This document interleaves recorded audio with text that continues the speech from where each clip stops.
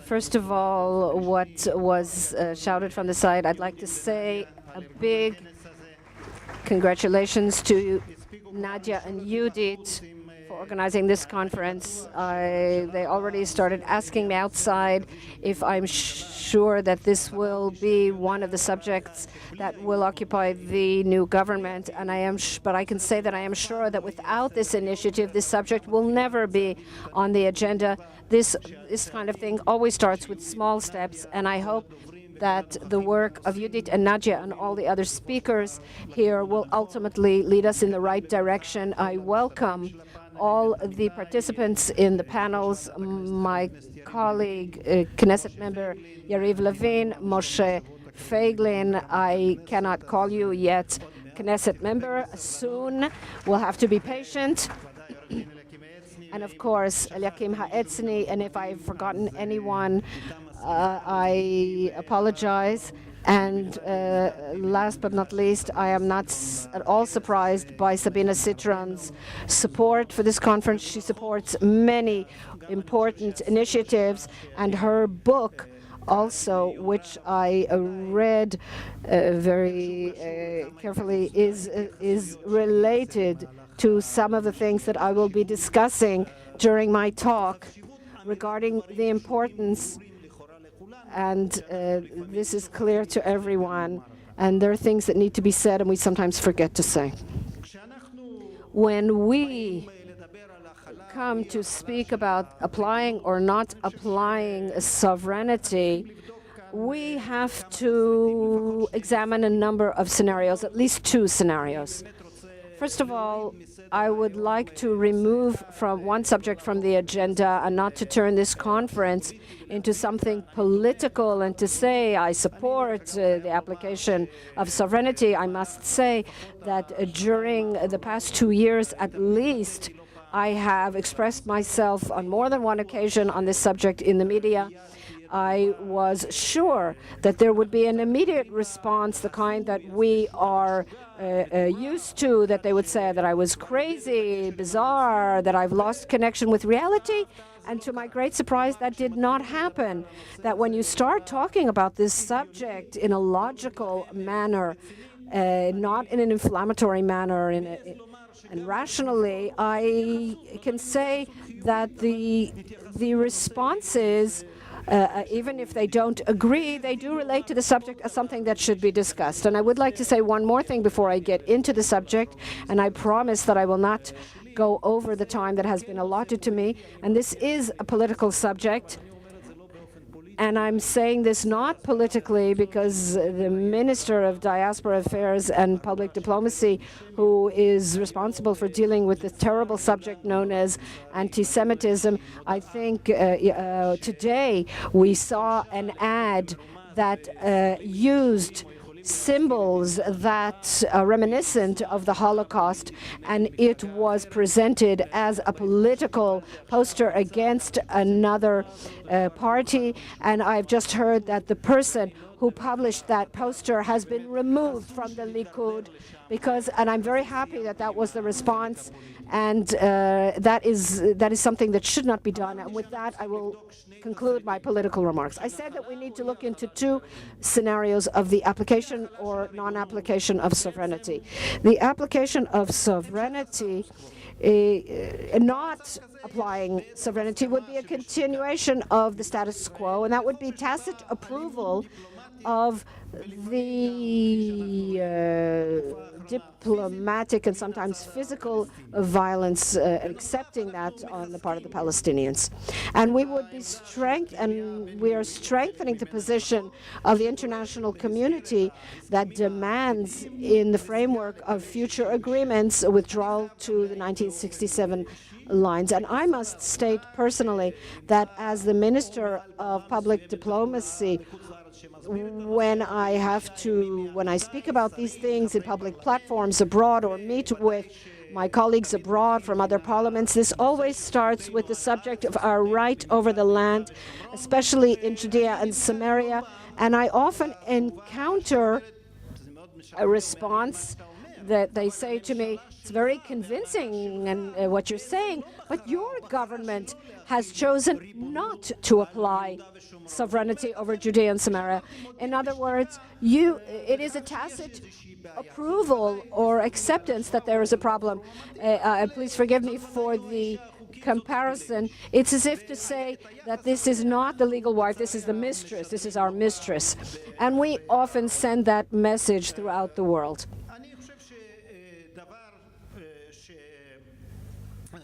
I think that what may cause this ambivalent situation, this must be stopped, and it can only be stopped with the direction that is being discussed at this conference, that is the application of sovereignty over Judea and Samaria. But before I discuss the second scenario, in other words, the application of sovereignty, I'd like to mention something that we all agree upon.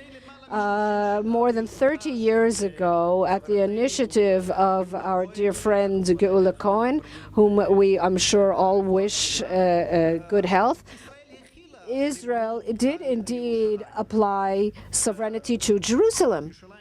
Jerusalem is, of course, our united and sovereign capital. But nevertheless, as we see, every time that construction is authorized in Jerusalem, the building of new apartments, the expansion of a neighborhood, we encounter strange condemnations, inflammatory in some cases, from some countries in the world regarding construction in Jerusalem, which I'm sure does not distinguish, and on the contrary, from my experience, they make no distinction between building in Jerusalem or in Ma'ale Adumim, and this gets much more attention than the building of some kind of shack in an outpost.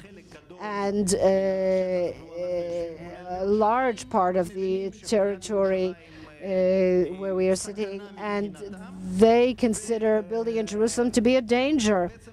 And these statements lead to the conclusion that I think is clear to everyone here: the application of sovereignty, when and if we see that, does not automatically resolve the issue of the matter of disputed territories, as we say in international legal language. It is an important step, as I said, that expresses our approach, but it will not resolve the problems that we are seeing now in Jerusalem. It may resolve some of the problems, and I will mention it.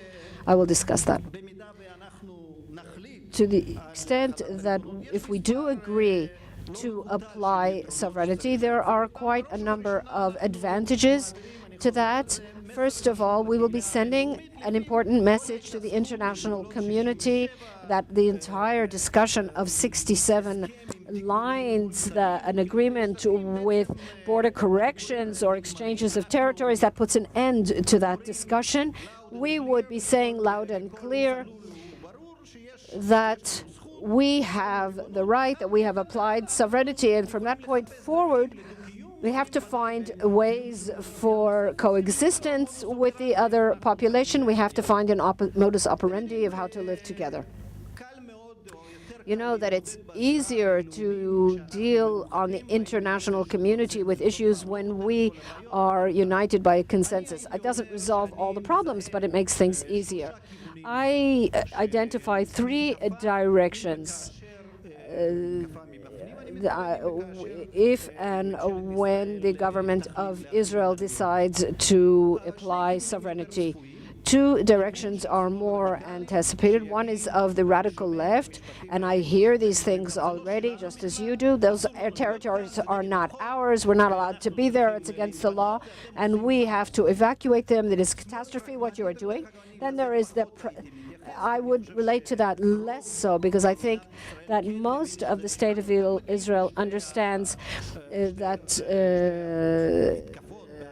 there are two additional objections of the pragmatic left, who will say, yes, okay, as I often hear, okay, we understand the whole matter of the rights that you're talking about, but you understand that in the international atmosphere, It will harm this and it will harm that. It will isolate us.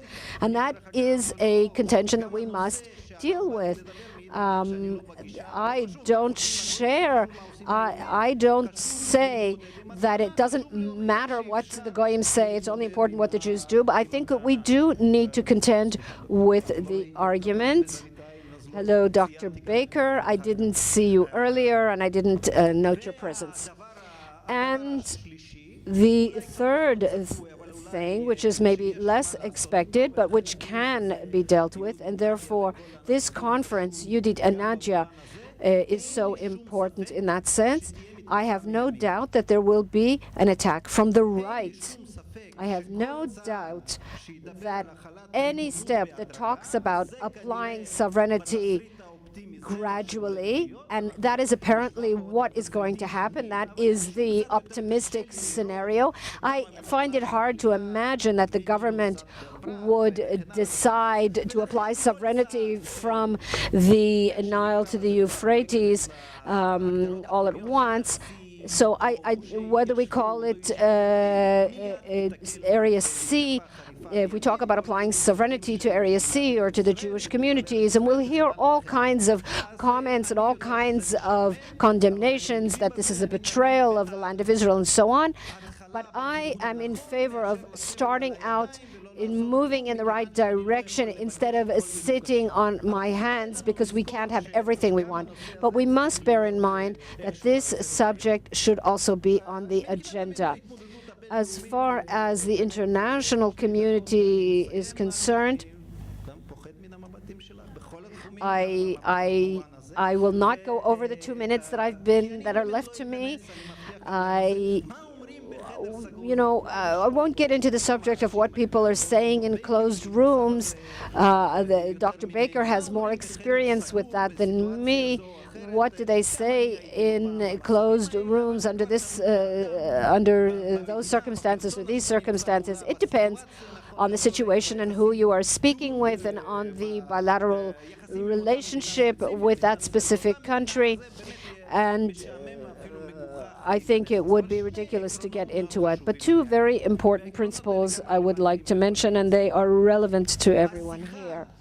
The discussion between two ministers or two ambassadors, or an ambassador with a foreign minister or deputy foreign minister, that discussion takes place with a certain lexicon and a certain atmosphere. And we play an important role in creating that atmosphere. It is so clear to us, the whole subject of right to the land of Israel, that we don't talk about it.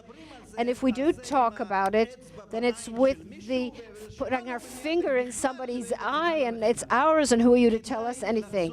I think we should go back to the basics, to the historical facts, and to restore to the public discourse the subject of Jewish presence over generation, that our rights, that we did not occupy a Palestinian country. And I promise you that there are many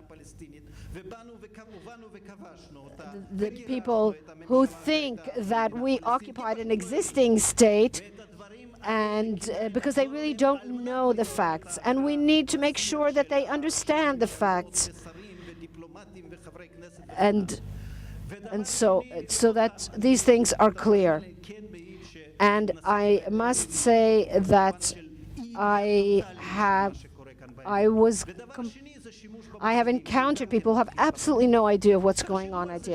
And then there is the matter of, there are things that we all know, and the whole matter of the settlement. We are settlement. Settlement, the synonym of settlement is illegal settlement. And that's a terrible thing, or a colony. Use the expression Jewish community.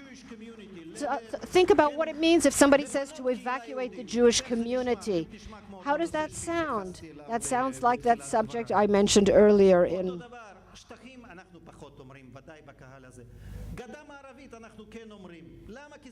And West Bank, we use that also because when you say Judea and Samaria, somebody said to me, they don't understand what you're talking about. Why don't they understand? I'll tell you why they don't understand.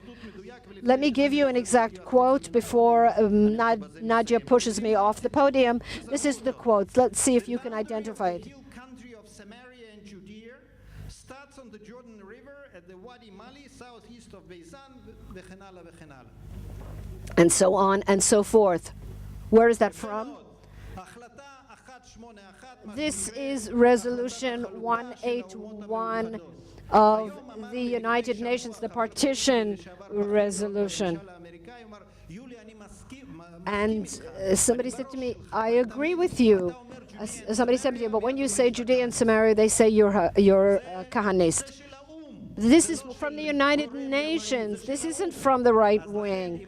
So therefore, if we want to create an atmosphere that will enable the government to act on the international arena, we must remember our rights, and we must remember the verse that Ben Gurion also quoted, and we forget to use those verses.